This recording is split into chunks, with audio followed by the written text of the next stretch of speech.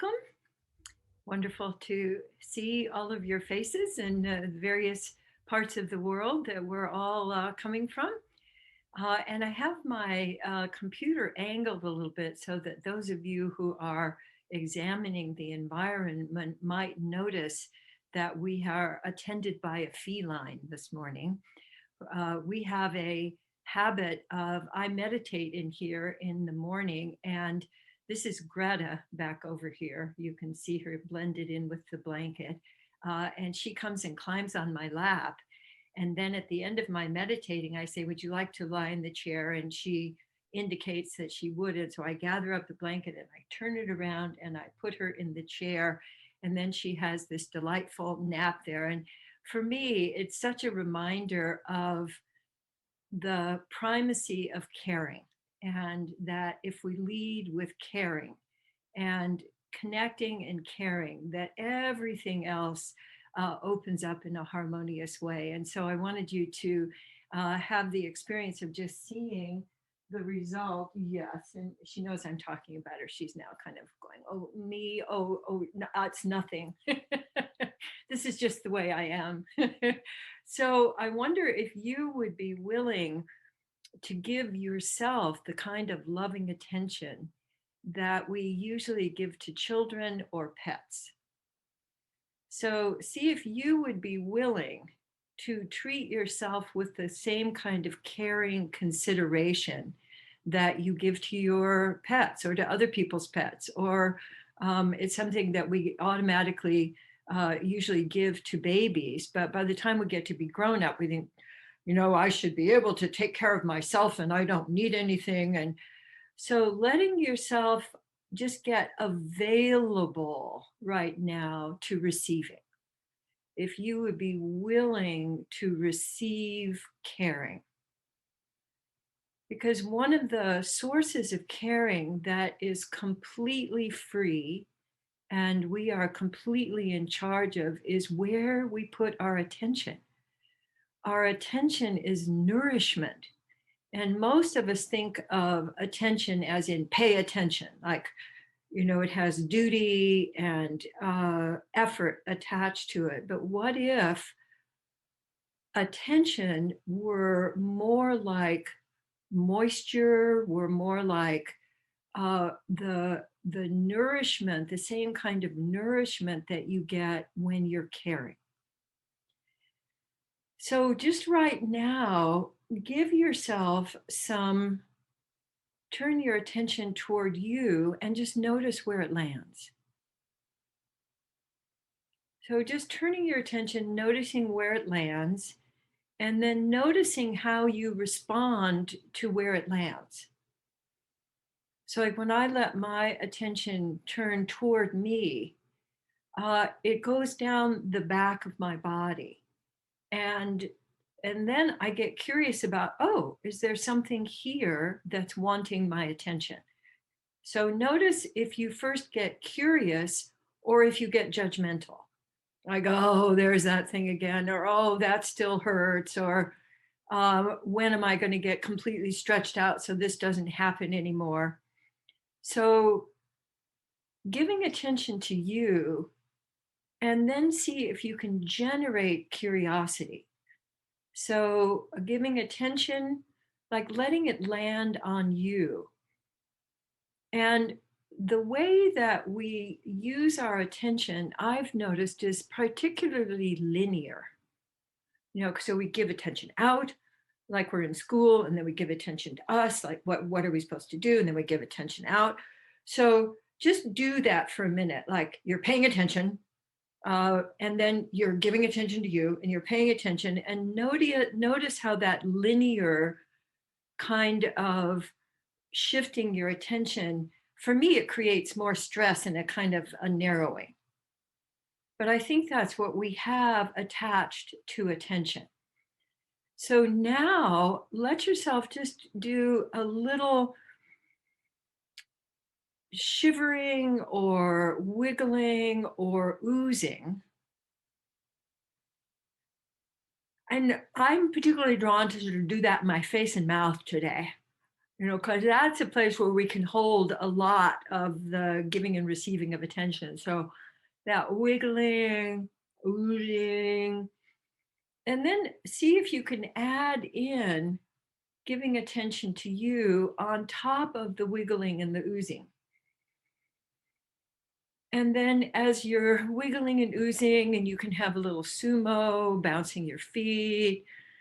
And what happens when you let that go out into the world with a sense of the flow, letting your attention be more like a stream or a river that's finding its way. And when you let your attention go out, notice where it lands. So almost always we have this what's wrong problem. So looking out, I can go, oh, that needs to be taken care of. Oh, something I forgot to do yesterday. So notice what happens for you when you send your attention out. Is that then accompanied by some kind of judgment or some kind of assessment? And see if you would be willing to add in curiosity. One of the best ways to do that is with because it's impossible to be judgmental when you're hmming. So I would like you to try on the stream or the river that you're letting your attention go out, and then you're letting the stream of your attention turn toward you and letting that land. And often when we let things land, it's kind of a bounce off. It's like, okay, yeah, I know I got to take care of that, and then we'd send it the other direction. So notice what happens if you start playing with different rhythms so that it's not just out, in, out, in. So it can be out and then, oh, a little meander. Like I was remembering taking my son for a walk when he was just learning to walk, and going from the front door of our apartment out to the street was usually about a half an hour process, because we go a direction and then, oh, off over here, and then start to move again, then, oh, off over here. And I'd love you to let your attention wander like a toddler. So just letting your attention go, oh, what's that? And then let yourself give attention to, oh, what's wanting to happen there? So you can add an oh along to the sort of the oh, look what's in it, oh, and then And the other thing we do with our attention that keeps us from receiving the nourishment is to get speedy. So I'd love for you, when you're playing with loop of awareness, to use it as an opportunity to slow down.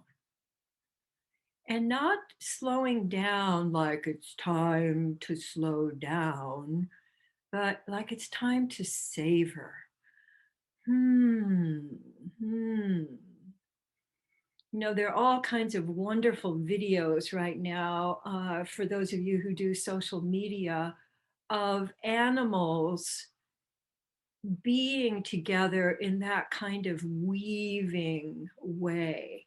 And I wonder if you'd be willing to kind of cuddle with yourself. What would it be like to try on attention as a cuddle? Attention as a smushy kind of, oh, how are you? And yes, and if you find yourself yawning or making sounds or wanting to cover yourself up with a blanket, that's wonderful. So the slowing down of your attention, one of the things I like to do is I like to place my hands here. And when I make the I can feel it both through my hands and through my chest. And so it creates for me a kind of vibrational cuddle. Hmm. And when you can take that into your attention out, and you can see out there would like to be cuddled. Hmm. And then letting your attention come back to you. And I find now that having practiced this for a while, that when hmm, I can find all these new places where the moves, and I can feel it down to about the middle of my chest before it kind of disappears. And so that vibration, that cuddle, is also circulating your aliveness. So, part of the intention of circulating your attention with loop of awareness is to circulate. Because the tendency with all that we're dealing with right now and the experiences of loss and the fraying of structures is that it can leave us feeling kind of raw and not really whole in ourselves. And as we're circulating attention, just as the river circulates, it brings fresh energy, fresh attention. And you can do that very simply just by shifting your attention. So I didn't ask you at the beginning to check your baseline aliveness. That's always a great thing to do because the shifts can happen so quickly that you don't register that they're going on. But just notice right now if you're feeling any more circulation in you, and notice where you might be experiencing more circulation. So remember at the beginning, I was noticing my back wanted attention, and my back is making sort of little happy, it's my little happy hmms to me right now. Like thank you. Thank you for this attention. And now I'm just feeling so much more lively. And I find when I'm feeling more lively, then the impulses to act, the impulses to be in the world come from my aliveness, not from duty or obligation, but really from I want to. I want to create. I want to do this. I want to go. I even had this impulse to go and clean my closet, which has been staring at me for the last 4 months, going, when? When is this going to happen? So, am I trying to force myself to do it? Has not worked. So, for those kinds of projects that you've got going on where you've been stalking yourself and going, when are you going to fix this? Notice that as you circulate attention simply by noticing out here and noticing in here, what it activates is your own creativity, your own impulse, your own initiation. And that's one thing that can get really flattened in the midst of everything that's going on right now. So I invite you over this next week to let your attention be like a stream or a river, and that it carries a and that you simply let it stream one direction and then stream the other direction. And then notice how that fills your reservoir. And just give yourself a minute or so here to let your whole body respond to the opening of more aliveness.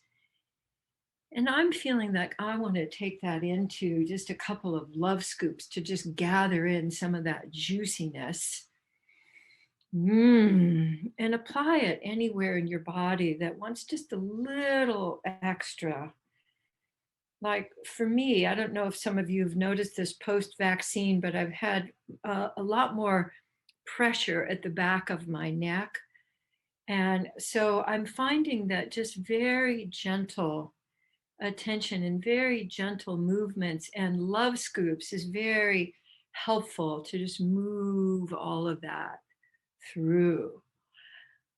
Ah, and you can add in a little love scooping to your face, because our faces, especially those of you who are doing lots of Zoom calls, our faces are getting lots of lots of FaceTime. So giving yourself some love scoops, letting that spritz over your face.